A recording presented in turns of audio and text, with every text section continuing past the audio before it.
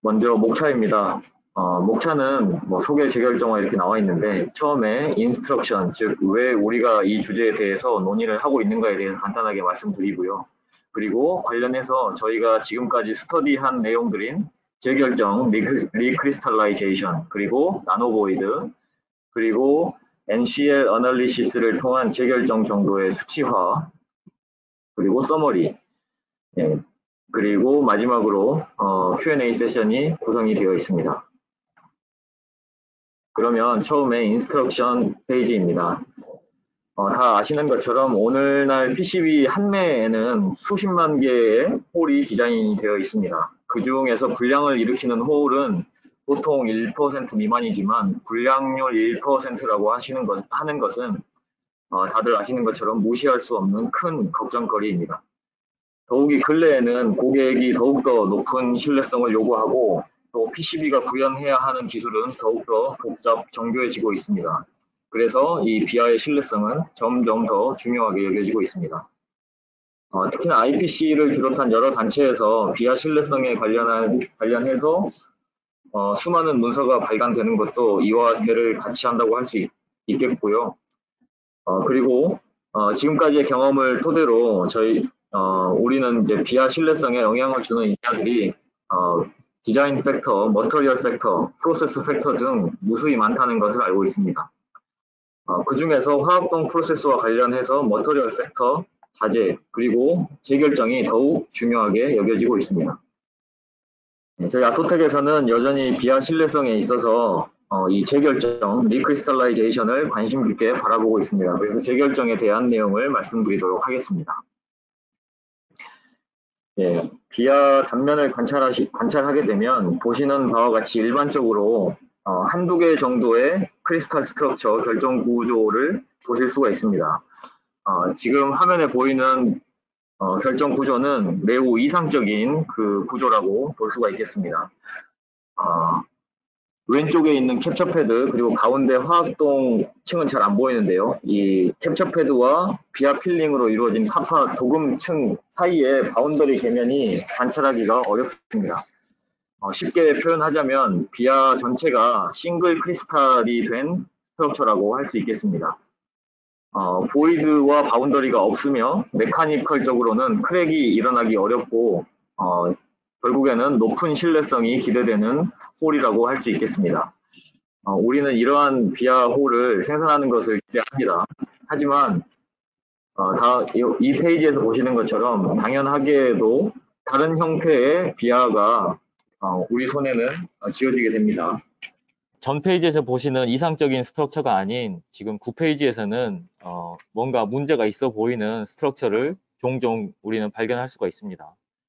이미지에 잠시만 포인터로 바꾸고 말씀을 드리겠습니다. 예, 포인터도 보이시죠? 예.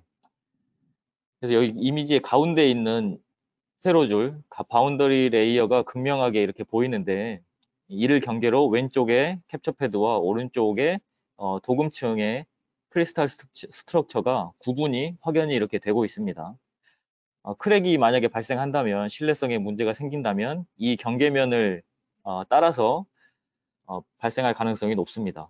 그리고 아마 이 바운더리 레이어와 화학동이 거의 비슷한 선을 이루고 있을 것입니다. 즉 바운더리 레이어라고 하는 것이 보이게 되면 이 캡처 패드와 화학동의 경계면이거나 아니면 화학동과 전기동 사이의 경계면일 가능성이 매우 높습니다. 어쨌든 이러한 형태의 비하를 관찰하셨다면 신뢰성에 리스크가 있다는 것을 염두해야 할 것입니다. 그러면 지금부터는 재결정에 대해서 말씀을 드리겠습니다. 지금 10페이지에서 보이는 이미지는 아래에서부터 여기가 이제 카파 서브스트레이트, 그러니까 캡처 패드라고 보시면 됩니다. 캡처 패드 위에 화학동, 전기동을 처리한 시료의 단면입니다. 근데 이 시료는 화학동하고 전기동이 끝난 직후에 전기동 직후의 시료를 바로 액체 질소에 담궈서 얼린 것입니다. 그래서 보시는 것처럼 이 전기동 층이 재결정화가 아직 되지 않은 상태입니다. 이 사진을 통해서 알 수 있는 것은 첫 번째로 재결정화가 되지 않은 도금 반응 직후의 전기동은 아주 작은 그레인들로 이루어진 파인 스트럭처라는 점입니다. 화학동 역시 동일합니다. 시간이 주어지면 이 파인 그레인들은 성장을 하게 되고 결국에는 크고 안정적인 구조를 갖는 방향으로 재결정이 진행이 됩니다. 그리고 여기 보시면 화학동층은 아래의 하지층인 카파 서브스트레이트와 동일한 결정을 이루고 있는 것을 볼 수 있습니다. 이 하지층의 스트럭처를 그대로 화학동층이 차용하면서 재결정이 진행됐습니다.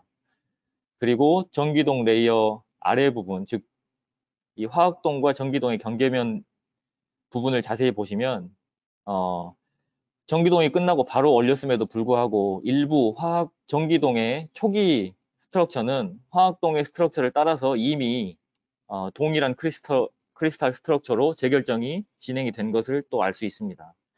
이렇게 하지층을 따라서 화학동, 전기동이 재결정화가 되는 것을 저희는 바텀업 리크리스탈라이제이션이라고 명명을 했습니다. 이렇게 바텀업 리크리스탈라이전이 되려면 이 카파 서브스트레이트부터 화학동, 뒤따르는 도금층들인 화학동, 전기동 도금층들까지 물리적으로나 화학적으로 방해하는 요소가 없이 결국에는 그레인 바운더리 사이에서 카파 디퓨전이 잘 일어나야 됩니다. 만약에 이렇게 싱글 크리스탈 스트럭처를 가지는 비아홀을 발견하셨다면 그러면 이 비스미어 화학동, 전기동 전체적인 도금 프로세스가 잘 구성되어 있고 매 스텝이 클린하게 진행되었다는 방증이 될 수 있겠습니다. 다음으로 이 11페이지에 있는 이미지들은 앞에 8페이지와 동일하게 처리한 샘플에서 얻은 이미지들입니다. 이 왼쪽은 마찬가지로 액체 질소를 통해서 이 재결정화가 되는 것을 억제한 것이고 오른쪽은 열 처리를 진행을 해서 재결정이 완료된 샘플의 이미지입니다. 이 재결정이 완료된 오른쪽의 이미지에서 3개의 레이어, 즉 카파 서브스트레이트, 화학동, 전기동 이 레이어가 쉽게 구별하기가 어려운데 이는 말씀드린 것처럼 바텀업 리크리스탈라이제이션이 잘 진행돼서 각 층 간의 인터페이스 구분이 불분명해진 것입니다. 그리고 이 인터페이스에 유기물 오염이나 이런 것들이 되지 않은 것이므로 말씀드린 것처럼 프로세스가 깨끗하게 잘 진행되었고 종국에는 그 높은 금속 간의 결합 강도를 기대할 수가 있습니다. 그래서 이상적인 바텀업 리크리스탈라이제이션이라고 할 수 있겠습니다. 다음은 저희가 방금 말씀드린 이상적인 바텀업 리크리스탈라이제이션에 대비되는 톱다운 리크리스탈라이제이션에 대해서 말씀드리겠습니다. 왼쪽은 마찬가지로 도금 직후에 즉시 얼린 시료입니다. 여기 이제 화살표가 가리키는 것처럼 이 카파 서브스트레이트와 도금층의 경계면을 쉽게 찾을 수가 있습니다. 열 처리를 끝난 오른쪽 이미지는 앞선 페이지에서 보시는 것과는 달리 이렇게 경계면이 뚜렷하게 보이고 있습니다. 재결정을 통해서 경계면에서의 카파 디퓨전이 일어날 기회가 있었음에도 불구하고 어떤 이유에서인지 이것이 방해를 받아서 일어나지가 못했습니다. 그래서 톱다운 리크리스탈라이제이션이라고 명명한 이러한 시료는 보시는 것처럼 이 하지층 서브스트레이트와 도금층 간의 인터페이스가 확연히 구분이 되고 결국에는 이 결합력 역할을 가져올 수 있는 그레인 바운더리의 경계면이 일정한 선을 이루고 있는 것을 볼 수가 있습니다. 정확한 원인은 이제 나중에 말씀을 드리겠지만 이러한 시료를 보셨다면 그 유기물 오염, 오가닉 컨테미네이션의 가능성을 의심해 볼 필요가 있고 결국에는 신뢰성이 매우 낮은 금속 결합 강도의 특성을 갖는다고 볼 수가 있겠습니다. 네, 그러면 그 각각의 스트럭처에 대해서 물리적, 기계적 특성을 살펴보겠습니다. 먼저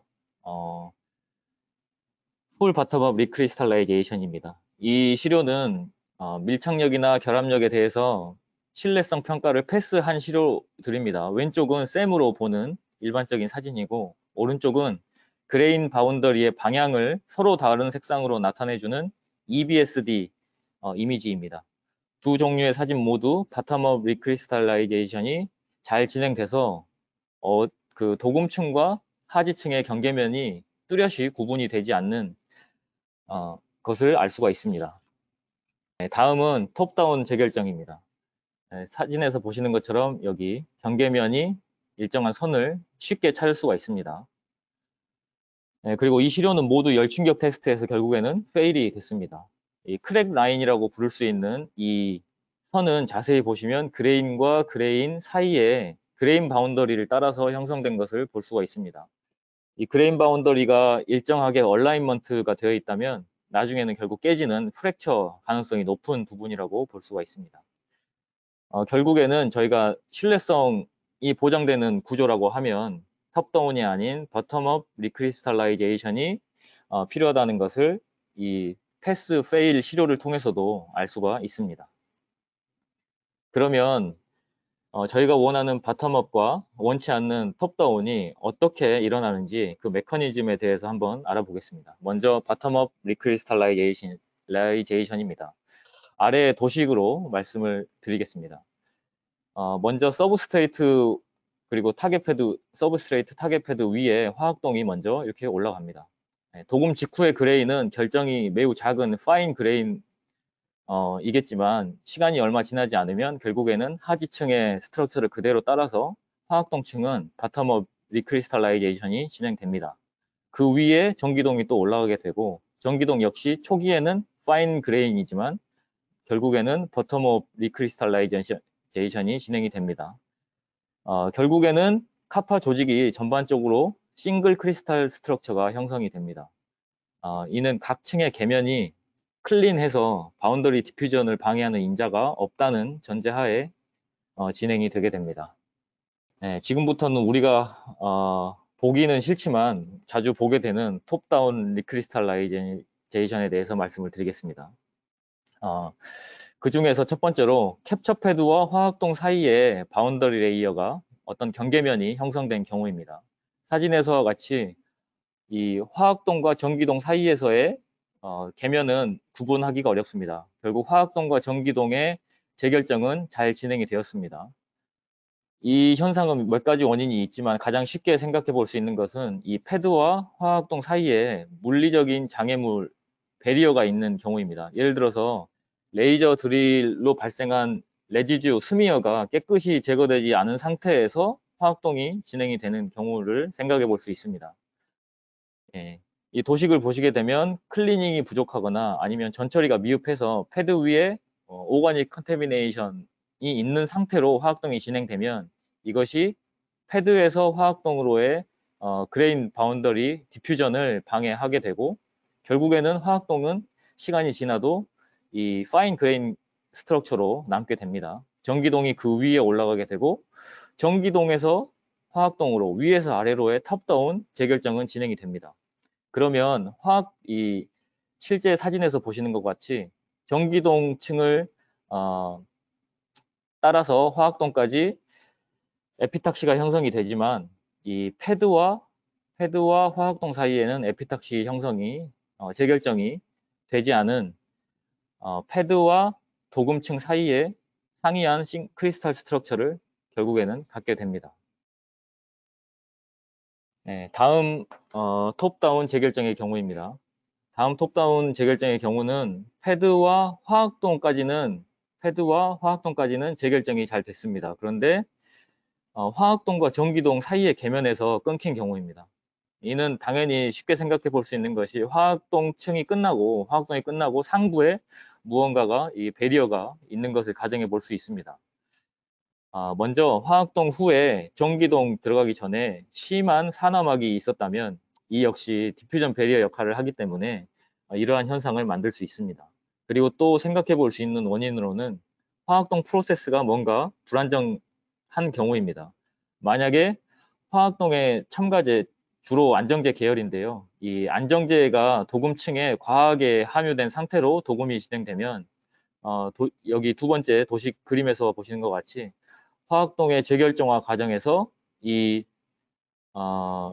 안정제 계열 이 어디티브가 재결정이 진행되면서 화학동의 위로 밀려 올라가게 되고 이 첨가제 성분이 결국에는 전기동과 화학동의 이 디퓨전을 막는 배리어 역할을 하게 됩니다. 그래서 결국에는 화학동과 전기동 사이에서 재결정이 끊기는 결과를 가져오게 됩니다. 또 다른 경우에 톱다운 재결정 케이스입니다. 이 경우는 화학동과 전기동의 경계면이나 화학동과 캡처패드의 경계면이 아니라 화학동 측 내부에서 이 경계면이 생긴 경우입니다. 보통 이러한 경우는 쉽게 발견되지는 않고요. 화학동의 두께를 1마이크론 이상으로 매우 높게 올렸을 때 발생합니다. 앞 페이지에서 말씀드린 것처럼 화학동 도금층 안에는 미량이지만 안정제를 주로 주성분으로 하는 어디티브가 첨가제가 포함이 됩니다. 이 첨가제 성분이 재결정화가 진행되면서 도금층의 위쪽으로 이렇게 밀려 올라가게 되는데 도금 두께가 두꺼우면 일정 높이까지 올라가다가 중간에 이렇게 멈춥니다. 그러면 이 멈추는 곳, 이 파란 선에서 첨가제 농도가 가장 높은 곳이 되고 이게 이제 결국에는 디퓨전 베리어로 남게 됩니다. 이 경우는 말씀드린 것처럼 쉽게 흔하게 보이는 경우는 아닙니다. 그런데 화학동을 두껍게 올리면서 첨가제 컨트롤이 잘 되지 않아서 도금층에 첨가제 함유량이 많은 경우에 발생한다고 볼 수 있습니다. 예. 지금까지가 이제 재결정에 대한 내용이었고요. 간단히 이제 정리를 해드리면 먼저 두 인터페이스, 즉 캡처 패드와 화학동 경계면 그리고 화학동과 전기동 경계면 이 두 인터페이스에서 바텀업 재결정이 잘 이루어졌다면 결국에는 매우 높은 수준의 카파카파 릴라이어빌리티를 기대할 수가 있습니다. 그런데 만약에 어느 위치에서건 바텀업이 방해를 받았다면 이는 그 경계면에서 먼저 유기 오염을 의심해 볼 수가 있습니다. 근데 이제 만약에 웹투웹 프로세스를 전기동 화학동이 끝나고 전기동 공정을 인라인으로 구성을 했다면 웹투웹 프로세스를 구성을 하셨다면 이러한 인터페이스에서의 컨테미네이션 리스크는 낮출 수가 있습니다. 그리고 이제 저희가 이제 주로 화학동 관점에서 말씀을 드렸지만 전기동 프로세스 역시나 이 바텀업 재결정에 중요한 영향을 미칩니다. 특히나 전기동 반응 초기에 전기동 첨가제에 의한 영향, 그리고 화학동과 전기동 사이에 서로 이제 복잡한 상호작용이 일어나는데 이러한 것들이 이제 고려되어야 화학동과 전기동 계면에서 바텀업 재결정이 원활하게 진행될 수가 있습니다. 궁극적으로는 이 싱글 크리스탈 스트럭처 그리고 바텀업 리크리스탈라이제이션 이게 마이크로비아 스트럭처의 높은 신뢰성을 보장한다고 볼 수 있겠습니다. 다음으로는 나노보이드에 관한 내용입니다. 예.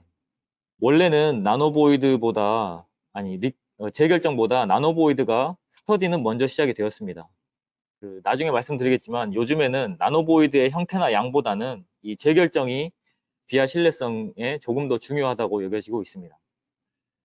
그러면 지금은 뭐 대부분 다 알고 계시는데 먼저 나노보이드라는 게 무엇인지 간단히 말씀드리겠습니다. 이게 몇 해 전까지만 해도 샘플에서 매우 작은 보이드를 발견하면 누구는 이제 나노보이드라고 하고 누구는 마이크로보이드라고 하고 막 그렇게 이제 혼용해서 사용을 하셨습니다. 근데 요즘은 대부분 이제 10나노 정도나 그 이하의 지름을 갖는 보이드를 나노보이드라고 부르고 있습니다. 사진에서 보시는 요 정도 수준입니다. 이런 것들을 나노보이드라고 부르고 있습니다. 그리고 그 다음으로 이제 생각해 볼 것이 나노보이드가 원래 있었던 거냐 아니면 새로 생긴 것이냐. 새로운 원래 있었는데 그전에는 측정 툴이 없어서 잘 보이지 않다가 새로운 측정 툴이 만들어지면서 관찰이 용이해진 것이냐 뭐 이런 질문을 하실 수 있습니다.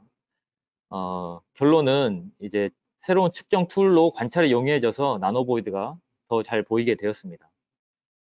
나노보이드는 예전부터 있었는데 몇 해 전부터 이제 관찰이 되었고 구체적으로 이제 측정 장비가 도입이 되면서 현재에는 널리 통용이 되고 있습니다. 그리고 당연히 마지막 질문, 당연히 신뢰성에 영향을 주는 인자입니다. 이 22페이지와 23페이지는 그 관찰 방법에 대한 내용입니다. 이 부분은 짧게 넘어가도록 하겠습니다. 이 페이지에서는 SEM과 SEM, SEM과 FIB, PIP은 재료과학에서 널리 쓰이는 그 측정 장비였습니다. 페이지 여기 보이는 이 4개 사진은 일반적으로 많이 보셨던 SEM이나 FIB를 이용한 사진들입니다. 그런데 SEM과 FIB의 그 레졸루션 리미트로 인해서 나노보이드 관찰은 지금 보시는 TEM 장비를 활용하고 있습니다. TEM을 이용한 나노보이드 관찰을 위해서는 특히 이제 시료 준비가 까다로운데 수십 나노미터 두께의 매우 얇은 시료, 씬 라멜라를 FIB 컷을 이용해서 준비를 해야 됩니다. 이 시료가 매우 얇아서 FIB에서는 문제가 FIB에서 이렇게 얇은 시료를 측정을 하면 이 백그라운드 카파에 의해서 노이즈가 생기게 되는데, 근데 이제 템을 이용하면 이 노이즈를 줄여서 레졸루션을 수나노미터까지 낮출 수 있습니다. 그래서 현재는 나노보이드나 이 바텀업 리크리스탈라이제이션 등의 비하 신뢰성을 관찰하는 데에는 앞에 보신 SEM이나 FIB도 당연히 같이 쓰고 있고 템까지 SEM, FIB, 템 등이 모두 사용되고 있습니다. 이 페이지는 템을 활용한 이미지들이 나와 있습니다. 이 페이지를 통해서 템이 나노보이드 관찰에 어떻게 쓰이는지 간단히 말씀드리겠습니다. 먼저 이 첫 번째 사진의 경우에는 나노보이드들이 이렇게 많이 관찰이 되고 있습니다. 아마 저 나노보이드들이 이 우측의 캡처 패드와 좌측의 전기동 사이에 화학동층에 존재하고 있다라고 이렇게 쉽게 판단할 수 있습니다. 그런데 이 동일한 이 시로에 대해서 B 두 번째 사진과 같이 팔라듐 매핑을 하고 그리고 이 세 번째 사진처럼 니켈 매핑을 합니다. 그리고 나서 이 니켈 선과 이 팔라듐 선을 이 첫 번째 사진에 그대로 똑같이 그리게 되면 이 D 사진, 네 번째 사진이 됩니다. 이 팔라듐과 니켈을 바탕으로 화학동층을 이제 확정을 했더니 이 나노보이드의 위치가 화학동층 안에 있는 게 아니라 전기동의 초기 영역에 있다는 것을 알 수가 있게 되었습니다.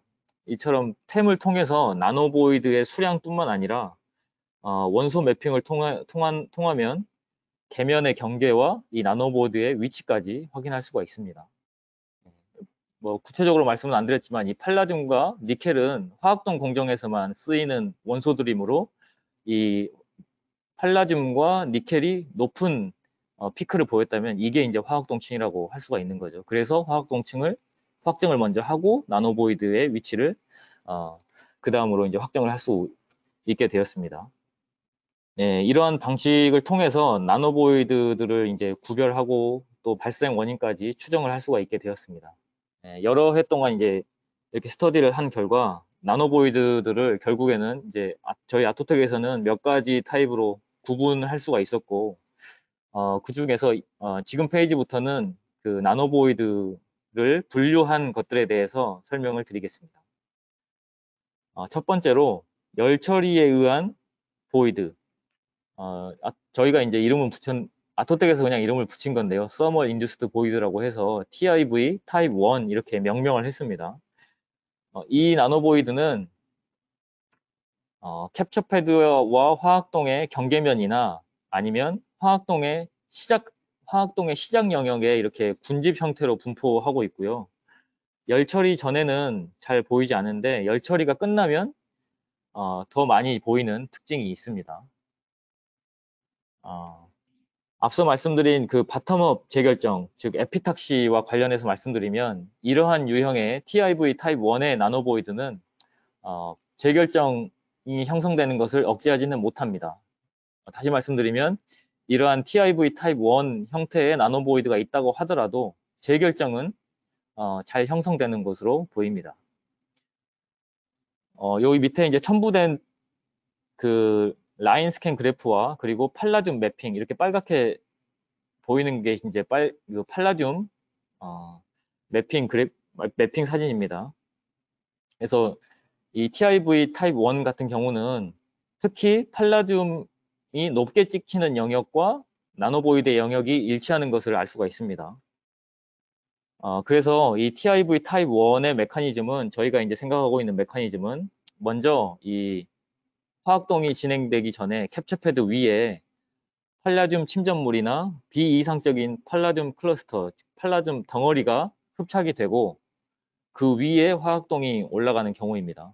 그런 경우에는 팔라듐 위에 이제 화학동 반응이 일어나게 될 텐데 팔라듐이 덩어리진 채로 이렇게 올라가 있으면 그 부위에서 화학동 반응이 일어날 때 수소가스가 과하게 많이 발생합니다.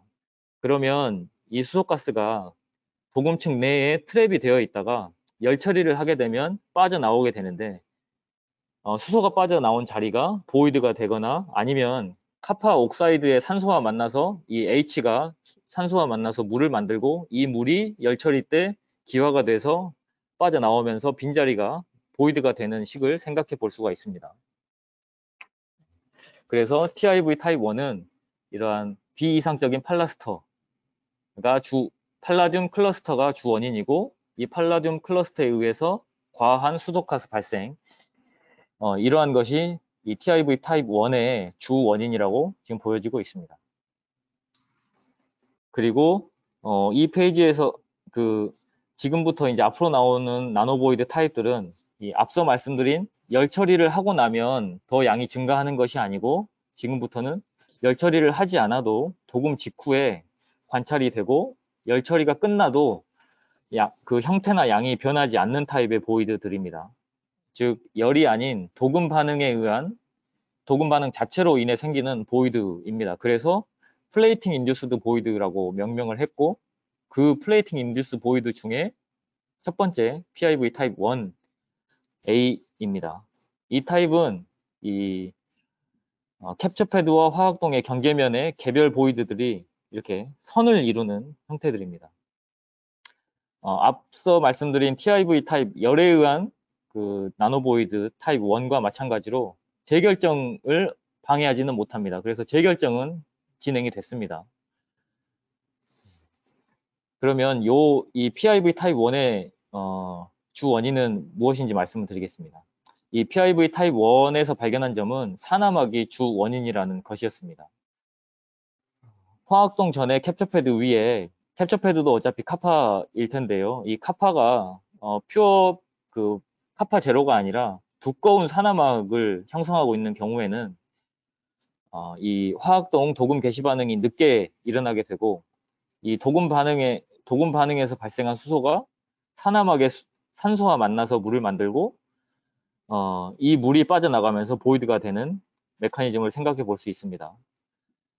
그렇게 판단하는 이유는 이 EDX 라인 스캔 결과에 의해서 그렇게 판단을 하고 있는데요. 이 붉은색 화살표, 여기 이 파란색이 산소 피크입니다. 이 나노보이드를 측정한 EDX 라인 스캔을 보시면 이 산소 피크가 이 나노보이드가 없는 영역에서보다 산소 피크가 높게 뜨는 것을 볼 수가 있습니다. 그래서 산화막이 미리 좀 과하게 형성이 됐고 이러한 산화막이 나중에 이러한 PIV 타입 1A의 나노보이드를 만드는 것으로 지금 보고 있습니다. 그리고 다음은 도금 반응에 의한 보이드 중에 두 번째 타입인 PIV 타입 1B입니다. 이 나노보이드는 화학동의 솔루션 익스체인지, 즉 화학동 베스 안에서 액 조반이 부족한 경우에 주로 발생합니다. 이 화학동 베스 안에는 당연히 이제 카파 도금을 하기 위해서 카파 이온이 충분히 많이 존재하고 있습니다. 그런데 저희가 도금을 하는 위치는 비하홀 수십 마이크로미터 수준의 마이크로 비하홀 안쪽에 도금을 해야 합니다. 이를 고려한다면 그 마이크로 비하 안에 있는 카파 이온은 도금 반응으로 소모가 되면 그 솔루션 익스체인지를 통해서 빨리 그 비하홀 안쪽으로 새로운 카파 이온이 재보충이 돼야 됩니다. 만약에 이 비하홀 안쪽에 솔루션 익스체인지가 부족해서 카파 이온 공급이 부족하게 되면 저희 화학동 약품 안에는 카파 이온만 있는 게 아니라 니켈 금속 이온도 들어 있습니다. 그러면 카파가 부족하게 되면 도금이 안 되고 가만히 있는 게 아니라 그 자리를 니켈이나 수소가 카파를 대신해서 도금층에 공석이 됩니다. 그러면 이러한 것들이 이제 결국에는 이런 나노보이드를 형성하게 됩니다. 여기 가운데에 있는 이미지가 솔루션 익스체인지가 부족해서 니켈 공석이 이 초록색 니켈 공석량이 높아진 경우고, 오른쪽 이미지는 니켈 공석 교반은 충분했는데 산소 발생이 많아서 카파 옥사이드층이 형성이 됐고 산소 피크가 높게 나오는 경우입니다. 결국에는 주 원인은 이제 교반이 부족해서 카파 이온 공급이 원활하지 않아서 이렇게 생기게 되는데, 이 PIV 타입 1B 나노보이드를 줄이기 위해서는 솔루션 익스체인지는 충분히 좋아야 되고, 그러면서 이 산소 발생은 조절이 필요하다고 볼 수가 있겠습니다. 다음은 화학동 반응의 플레이팅 노즐과 관련된 플레이팅 인듀스드 보이드 타입 2입니다. 이는 캡처 패드의 러프니스와 관련이 있습니다. 만약에 저희가 스무스한 서페이스일수록 화학동의 유니포미티는 균일하게 좋아지게 되고, 만약에 그 캡처 패드 서페이스가 산봉우리처럼 이렇게 툭 튀어나온 그 피크 봉우리가 있다면은 이 피크에서 화학동 반응이 가속화되게 됩니다. 이 피크 부위에서 화학동 반응이 가속화되고, 이 부위를 중심으로 화학동이 급격하게 성장하게 됩니다. 그래서 이 성장은 정상적인 화학동 반응이 아니라 과성장이기 때문에 이렇게 보시는 것처럼 이 화학동 도금층 안에 빈 공간, 보이드를 포함하고 있습니다. 즉 캡처 패드의 러프니스, 캡처 패드의 물리적인 특성이 이 나노보이드에도 결국 영향을 준다고 할 수가 있겠습니다. 좀 더 자세히 말씀드리면 그 화학동도 이제 약품이 여러 가지가 있는데, 아토텍 기준으로 말씀드리면 화학동도 종류가 이제 여러 종류가 있는데, 이러한 그 캡처 패드의 러프니스를 좀 억제하면서 평탄화를 하면서 도금이 되는 약품도 있고, 그리고 러프니스를 따라서 피크가 있으면 그 피크에서 조금 더 성장을 더 빨리 하는 화학동 약품도 있습니다. 그래서 요런 타입의 보이드가 많이 관찰된다고 하면 이는 캡처 패드의 러프니스뿐만 아니라 화학동 종류도 한번 생각을 해봐야 됩니다. 그리고 여기서부터가 이제 전기동과 관련된 이제 나노보이드인데요. 이 전기동과 관련된 나노보이드는 저희가 PIV 타입 3라고 명명을 했고, 이 PIV 타입 3B는 이게 이제 캡처 패드, 화학동, 전기동 층이라고 보면 전기동의 초기 영역에 이 한 1미크론 이내 영역에 넓게 펴진 형태를 띠고 있고요. 이 개별 보이드의 사이즈는 한 5나노미터 이하로 매우 작은 특징을 갖고 있습니다. 그리고 보시는 것처럼 어떤 경계면이 만들어지지 않아서 에피탁시에도 큰 문제는 주지 않고 있습니다. 그래서 신뢰성에 큰 문제를 야기하지는 않는 것으로 파악하고 있습니다. 이러한 나노보이드가 발생한다면. 이 페이지에서는 두 개의 EDX 라인 스캔을 볼 수 있는데, 이 니켈 그래프를 통해서 먼저 이제 화학동 위치를 파악을 합니다. 그리고 라인 1은 이 나노보이드가 없는 영역을 스캔한 그 그래프이고, 이 그래프를 보시면 특별히 그 염소나 산소의 피크가 특별히 튀지 않는 것을 알 수 있습니다. 그런데 상대적으로 하부에 나노보이드 영역을 지나는 라인 스캔 그래프를 보시게 되면 이 CL이나 O의 피크가 이렇게 높게 뛰는 것을 위에 있는 그래프와 비교해 보면 알 수 있습니다. 그래서 이 염소는 아시는 바와 같이 전기동 첨가제 성분 중에 하나입니다. 이를 통해서 유추할 수 있는 것은 전기동 초기에 첨가제가 이 코디파짓되고, 이것이 결국에는 보이드를 발생을 시킬 수 있다는 점입니다. 다만 이 정도 수준은 그 신뢰성, 에피탁시에는 영향을 주지 않으므로 신뢰성을 크게 걱정할 단계는 아닌 것으로 판단하고 있습니다. 네, 다음은 나노보이드 클래시피케이션 중에서 마지막 타입인 PIV 타입 3A입니다. 이 PIV 타입 3A는 다른 유형과는 달리 유일하게 이 바텀업 재결정을 억제를 하는 결과를 가지고 옵니다. 그래서 신뢰성에 큰 영향을 준다고 보여지는 나노보이드입니다. 이 발생 위치는 캡처 패드, 화학동, 전기동 보시게 되면 화학동과 전기동의 경계면에서 재결정이 잘 안 된 것을, 끊기는 것을 볼 수가 있습니다. 오른쪽 사진에서도 마찬가지고요. 이 그레인 바운더리가 일정하게 선을 그릴 수가 있죠. 이 나노보이드 이 얼라인먼트와 동일한 위치에서 그래서 이 타입 3A의 발생 위치는 이 화학동과 전기동의 경계면, 특히 이제 전기동 초기 뭐 한 500나노미터 이내에 주로 발생을 합니다. 이 발생 원인으로 생각되는 것은 앞서 말씀드린 것처럼 앞서 이 전 페이지에서 말씀드린 이 나노보이드 유형처럼 이 전기동 첨가제가 영향을 준다고 보고 있습니다. 앞에 PIV 타입 3B와 비슷한 메커니즘인데 차이점은 PIV 타입 3보다 많은 양의 첨가제가 도금층에 공석이 되고 그레인 바운더리의 카파 디퓨전을 억제한다는 점입니다. 이로 인해서 바텀업 재결정이 이루어지지 않게 되고 에피탁시도 형성이 안 되고 결국에는 이런 경계면이 생기고 마이크로비아의 신뢰성은 떨어진다고 볼 수 있습니다. 이렇게 CL 피크가 높게 뜨는 것을 볼 수가 있습니다. 다른 유형과는 달리 이 유형이 위험하다고 보는 것은 이렇게 어떤 경계면이 확연히 구별이 되기 때문에 나노보이드 선과 경계면이 일치하기 때문에 신뢰성에 영향을 주는 나노보이드라고 판단하고 있습니다. 뭐 여러 가지 말씀을 드렸는데 이 나노보이드 타입에 대한 퀵 서머리입니다. 나노보이드 타입을 6가지 타입으로 저희는 분류를 했고 그 중에서 마지막으로 말씀드린 이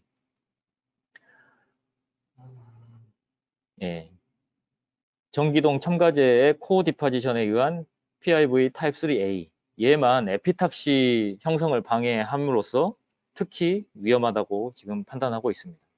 그리고 이 페이지에서는 이러한 타입의 각각의 타입에 대해서 저희가 생각하고 있는 주요 원인을 간단하게 써놨고, 그리고 오른쪽에는 포텐셜 솔루션이라고 이렇게 나와 있는데 이 부분은 아토텍에서 만든 자료이니까, 아토텍의 스터디 내용이니까 이러한 유형의 나노보이드가 관찰이 된다면 뭐 아토텍에서는 뭐 아토텍에 이러한 것들을 쓰면 좋아진다, 약간의 프로모션 차원에서도 이러한 뭐 새로운 약품들을 추가해 놓았습니다.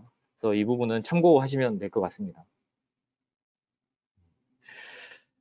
그리고 이제 나노보이드 유형은 아마 나노보이드 관련해서 업무를 하시다 보면 이제 많이 좀 들어서 익숙하신 부분이 많이 있을 텐데, 이 NCL 분석은 뭐 작년부터 말씀을 드리고 있긴 한데, NCL 분석에 관해서는 조금 이제 새로운 부분이라서, 이 부분도 추가를 해서,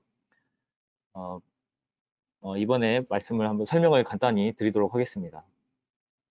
이 NCL 분석은 결국에는 비하 신뢰성의 정도를 가늠하기 위해서, 즉 비하 크랙 가능성을 미리 확인해 보는 차원에서 요즘에 아토텍에 저희가 이제 내부적으로 사용하고 있는 방법입니다.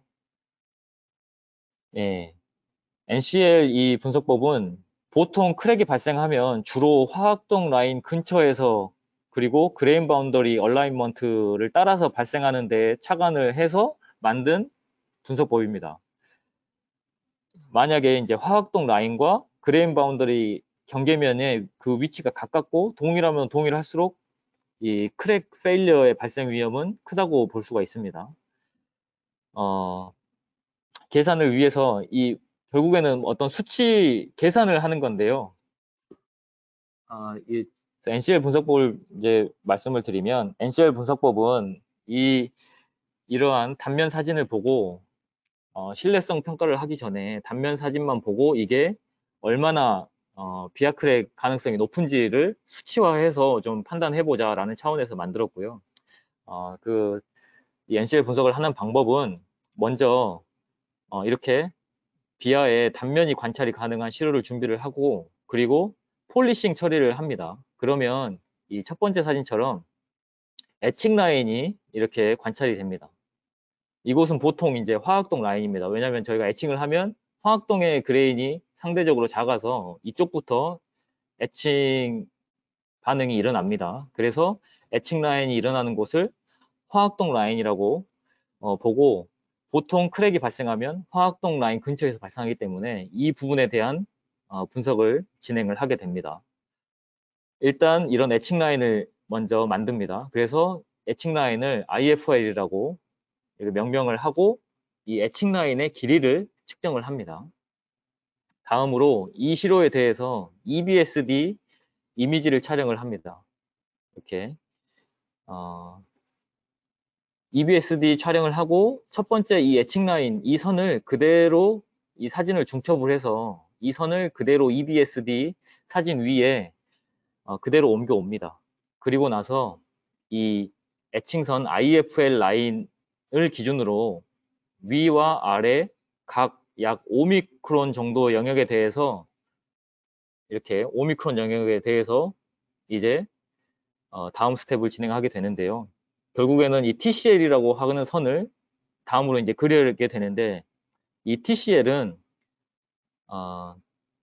이 IFL 선을 기준으로 해서 IFL의 위쪽이 이제 전기동층이라고 보면 이 TCL은 전기동층 내에 있는 그레인 바운더리들 중에서 IFL의 가장 근접한 그레인 바운더리를 따라서 그린 좌에서 우로의 횡단선입니다. IFL과 가장 근접한 그레인 바운더리들만 따라서 이렇게 선을 하나 그립니다. 그러면 이거를 이제 TCL이라고 명명을 합니다. 이렇게 이제 IFL과 TCL의 길이를 각각 구해놓고 이를 바탕으로 이렇게 NCL을 계산을 합니다. 결국에는 이제 NCL을 숫자를 보려고 하는 건데요. 이렇게 IFL이 분모로 가고 TCL이 분자로 갑니다. 그러면 당연히 이 IFL과 TCL의 길이가 비슷하면 비슷할수록 결국에는 이 화학동 라인 근처에서 그레인 바운더리들도 일직선을 이루고 있다고 하면 여기서 크랙이 발생할 가능성이 높기 때문에 그 말은 IFL과 TCL이 가까우면 가까울수록 길이가 비슷하면 비슷할수록 크랙 가능성은 높다고 볼 수 있습니다. 그래서 결국에는 NCL 결과값이 1에 가까울수록 크랙 리스크는 커지고 나중에 이제 하드오일 테스트를 하게 된다면 패스를 하게 되는 사이클의 수는 적게 될 것입니다. 그래서 이런 방식으로 저희가 여러 시로에 대해서 이 NCL 값을 구해봤습니다. 이 좌측에는 각기 다른 시로들의 EBSD 이미지와 그에 따른 NCL 계산값이 나와 있습니다. 그리고 여기 이제 그래프가 두 개 있는데 위쪽에 있는 그래프는 이 레그별로 NCL 값이 나와 있는데 레그 4가 NCL이 가장 1.5, 1.6, 평균 1.5나 1.56 수준으로 다른 레그에 비해서 NCL이 1에 가까운 것을 볼 수 있습니다. 그리고 이 아래 그래프는 이 동일한 레그 1, 2, 3, 4별로 하드오일 테스트를 돌렸을 때 패스를 한 사이클의 수를 이 아래에 나타내 주고 있습니다.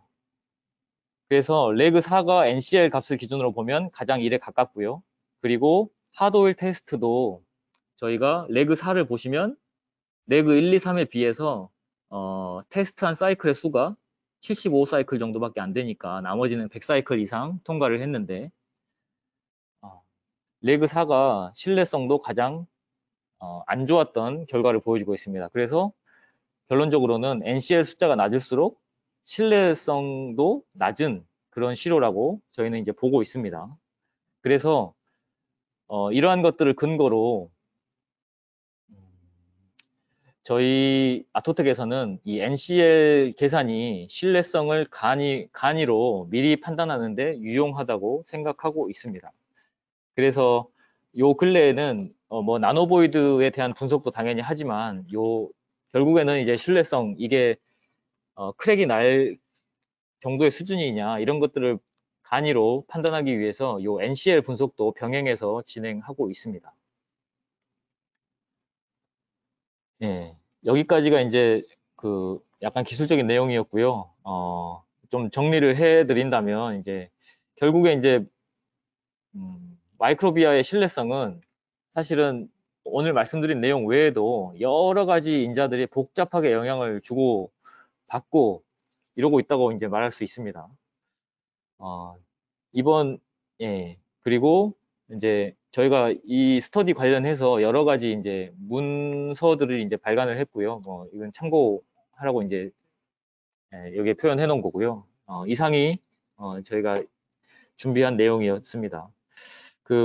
요번 웨비나도 지난번과 마찬가지로 웨비나 특성상 이제 시간이 이제 한정이 돼 있어서